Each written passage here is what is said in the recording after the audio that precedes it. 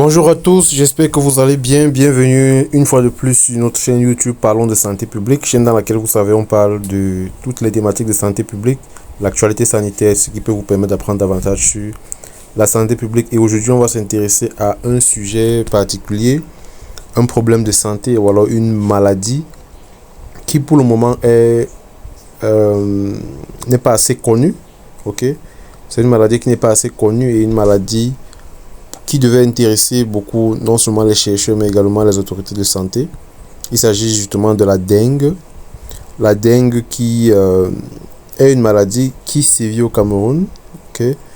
Et comme je vous le dis, est une maladie donc qui n'est pas assez prise en considération, notamment sur le plan de la recherche, également sur le plan des activités de riposte. Ok, donc la dengue, de quoi est-ce qu'il s'agit? C'est une maladie virale, ok, à origine Aedes, ok, et dont on a eu beaucoup de cas dans les années 2000, ok, et le nombre de cas est passé à 2,4 millions en 2010, 5,2 millions en 2019 dans le monde. Et on a eu beaucoup de décès entre 2000 et 2015, ce qui a augmenté après justement 2015. Donc la dengue est causée par le virus de la dengue, donc de la famille des flavirus. Ok, on a quatre sérotypes. On a le DNV1, DNV2, DNV3 et DNV4. Et le virus de la dengue est transmis est transmis aux humains donc par le type Aedes. Ok. Et là, vous pouvez voir ici la forme du virus. Ok, vous voyez bien le génomique à ARN. Et donc, c'est une maladie donc, qui, globalement, dans le monde entier, a affecté plusieurs personnes. Okay, entre les années 2010 et 2019, la prévalence était très élevée. Mais par la suite, elle s'est légèrement calmée. On a eu moins de cas de maladie. Alors, pour ce qui est du cycle de transmission, comment est-ce que la maladie se transmet? Comme on l'a dit, le virus est contenu par un insecte, okay, de la famille des Aedes, okay, ou alors de la famille des Albopictus. Et ce moustique-là, donc, okay, cet insecte-là, va directement transmettre le virus à l'homme. Okay? Ou alors, il peut également transmettre le virus à un primate, tel que le singe. D'accord? Également, l'homme ou le singe peuvent transmettre le virus entre eux. Dans les réservoirs ici, ok, on a déjà l'homme qui peut être réservoir du virus. On a également les primates. On a également l'environnement donc qui peut héberger, créer des conditions pour lesquelles l'insecte, okay, peut avoir beaucoup de chances de se reproduire. Donc voilà les différents réservoirs du virus qu'on peut avoir, mais la transmission se fait généralement par piqûre de l'insecte, ok, à l'homme ou alors à l'animal. Alors, qu'en est-il des activités de la dengue au Cameroun dans les dernières années? Ok, en 2002, on a eu un touriste qui est arrivé et qui a été diagnostiqué de la dengue. Ok, un touriste allemand qui était contaminé par la dengue en visite au Cameroun. Ça a été recensé en 2002 également. En 2006, on a les soldats français et les soldats français donc, qui résidaient à Yaoundé et à Douala, chez qui on a trouvé le virus de la dengue. Et entre 2004 et 2007, on a eu également des preuves sérologiques de la dengue qui circulait déjà au Cameroun. En 2017, donc, on a eu un outbreak, okay, de la dengue dans les aires de santé rurale autour de Kribi. En 2018, on a détecté la dengue dans des patients au niveau de Yaoundé. En 2020, on a eu 13% des patients qui se sont fait consulter dans les centres hospitaliers de Douala, et on a également diagnostiqué la dengue chez eux.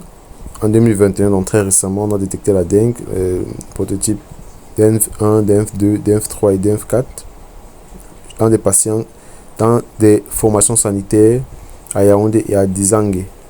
Donc voilà un peu les périodes dans lesquelles on a eu la dengue au Cameroun. Alors ici, on voit comment est-ce que le virus est distribué au Cameroun. Ça se situe généralement un peu partout dans le pays, mais avec une forte présence dans des zones où il y a l'eau, qui sont abondamment liées à l'eau. Ok. Et voilà, vous pouvez constater que la plupart des zones hydriques ont la maladie. Alors, les types de zones dans lesquelles on peut trouver l'insecte qui transmet la dengue, okay? Quels sont les sites dans lesquels on peut facilement les trouver? Donc, sur la base de la nature de la source et de l'utilisation de l'eau, on peut classer ces réservoirs en 3 catégories. Il y a le domestique, le péridomestique et le naturel. Les conteneurs domestiques, donc on peut avoir les tanks, c'est-à-dire des outils dans lesquels on va stocker de l'eau. Okay? Des flower pots également, ce sont des outils dans lesquels on va utiliser pour stopper l'eau. Donc là, ce sont justement des contaminants, des conteneurs donc, domestiques, ou des réservoirs domestiques, okay? Dans lesquels on pourra avoir la présence donc, de ces larves là d'insectes. Également, on a donc les conteneurs péridomestiques, okay? Qui également sont présents dans des tanks, c'est-à-dire dans des sortes de réservoirs dans lesquels on garde de l'eau, okay? Et dans les réceptacles naturels. Okay? Donc, et généralement, ce sont des outils donc, qui sont remplis d'eau de pluie. Okay? Vous allez voir dans plusieurs zones en Afrique, on aura des grands conteneurs là, dans lesquels, lorsqu'il pleut, ils vont se remplir d'eau. Et ça va donc être comme ça une source, un conteneur péridomestique dans lequel on aura une forte probabilité d'avoir ces larves d'insectes là.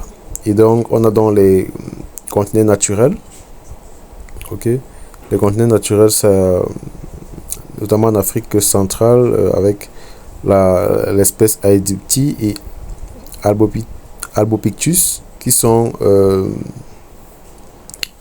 les mêmes types qu'on va retrouver dans des zones habitables, ok, mais Albopictus va beaucoup plus être présent dans des zones où il y a la végétation, également dans des zones où on est en train de faire des constructions, dans des zones où on construit, dans des chantiers. Ok, généralement dans ces chantiers-là, il y a des zones dans lesquelles ils vont se remplir d'eau. Donc ici, on peut bien voir comment est-ce que, dans quel secteur est-ce qu'on peut retrouver dans ces eaux-là et dans la présence de ces larves. Vous voyez là, il y a des papins qui vont se remplir d'eau. Ok, il y a des papins qui vont se remplir d'eau là. Et en se remplissant d'eau, il va augmenter la chance d'avoir ces larves là qui vont permettre de générer ces insectes. Ok. De même dans des seaux, dans des sortes de pneus qui vont permettre d'accumuler de l'eau. Ok. Et là, même dans des végétations, dans des plantes comme ça, l'eau va s'accumuler et va augmenter dans le risque d'avoir ces substances-là. Donc de la même manière, vous voyez dans des pots de fleurs comme ceci où on met généralement de l'eau, ça également ça augmente le risque de voir générer ces larves-là qui peuvent se développer facilement et ainsi proliférer, devenir un insecte, ainsi de suite. Donc voilà les différents conteneurs, les différents réservoirs environnementaux dans lesquels on peut retrouver ces larves-là qui vont par la suite générer des insectes qui peuvent transmettre la dengue. Voilà, c'est tout pour cette vidéo. J'espère que ça vous permettra de savoir déjà c'est quoi la dengue, comment est-ce que la dengue peut se transmettre, quels sont les mécanismes de transmission, et ainsi donc utiliser cela pour soit avancer, avoir une idée de recherche, ou alors de accentuer la surveillance environnementale là-dessus, parce que c'est une maladie qui est pour le moment pas très, sur laquelle on n'a pas mis assez d'efforts. Et dernièrement j'ai écouté un professionnel de la santé, un chercheur, donc qui mentionnait cet aspect-là. J'ai voulu partager ça avec vous dans cette vidéo. Si vous avez des commentaires ou des questions, je vous prie de les mentionner dans la rubrique commentaires. Nous on se voit pour une prochaine vidéo. Sentez-vous bien.